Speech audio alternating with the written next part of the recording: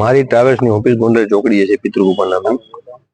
મારી સામે માતૃગુપા વાળાએ થોડાક વર્ષો પહેલા ઓફિસ કરેલી અને મારામાં હાલતી તમામ બસને ધાક ધમકીથી બંધ કરાવી.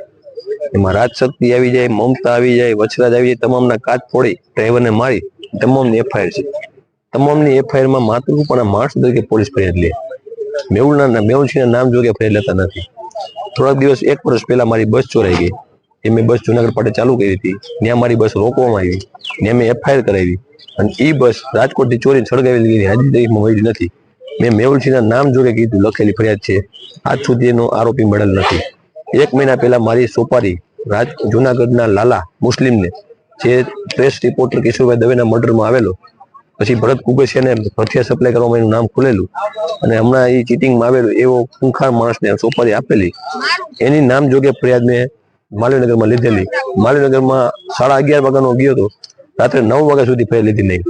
પછી માત્ર લાલાએ ધમકી આપી એવી સામાન્ય ફરિયાદ લઈ અને એફઆઈઆર ફાડેલી. પછી મેં કમિશનર સાહેબને રજૂઆત કરતા અને એક અરજી આપેલી કે આમાં સોપારીમાં મેઇન નામ મેહુલસિંહનું છે, લાલા પાસે તમે ખોલાવો. એટલે સીપી સાહેબે એ તમામ ફરિયાદ છે એ ક્રાઇમ બ્રાન્ચને કાલ ટ્રાન્સફર કરી. અમારું કેવું એટલું જ છે કે જો તમે 9 ફરિયાદમાં એક પણ જગ્યાએ મેહુલસિંહ નામ ન લખાવતા હોય, માટે આ સોપારી સુધી પહોંચી, સોપારીમાં પણ તમે તટસ્થ તપાસ નહીં કરી, મેહુલસિંહ નામ નહીં કરી, આવતા દિવસોમાં મારી જાનનું જોખમ છે. મારી માંગી છે ગુજરાત સરકારને, રાજ્ય સરકાર, હર્ષસંઘવી સાહેબને, રાજકોટના સીપી સાહેબને કે આમાં લાલાને કડક ભાષામાં પૂછપરછ કરવામાં આવે તો મારી બસ લાલો ચોરી ગયો છે મેહુલસિંહના કહેવાથી, અને મારી સોપારી મેહુલસિંહના કહેવાથી જ આપેલી છે.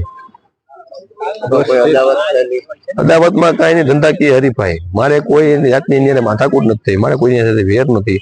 હું ધંધો કરું છું, મારો ધંધો ઝડપી લેવાની માટે, મારો ધંધો આંચકી લેવા માટે આ એક જ, એની સામે કોઈ હજી લગી થયું નહોતું, ધંધો કોઈ કરતું નહોતું.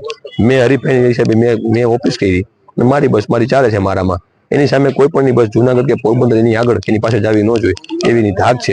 બસ સ્ટેન્ડમાં તમે તે જાઓ તો બસ સ્ટેન્ડ આજુબાજુના વેપારીઓને તમે પૂછો, 1 કલાક બસ ગેટના પાસે ઉભી રહે, 15 પેસેન્જર બસ સ્ટેન્ડમાંથી લઈ આવવાના, બસની ટેક્સની ચોરી કરવાની, ટોલ નાકું ભરવાનું નહીં. તમામ બસોમાં ટેક્સ ચોરી હોય છતાં આજ લગી આરટીઓની ઉપર એક્શન લીધેલ નથી.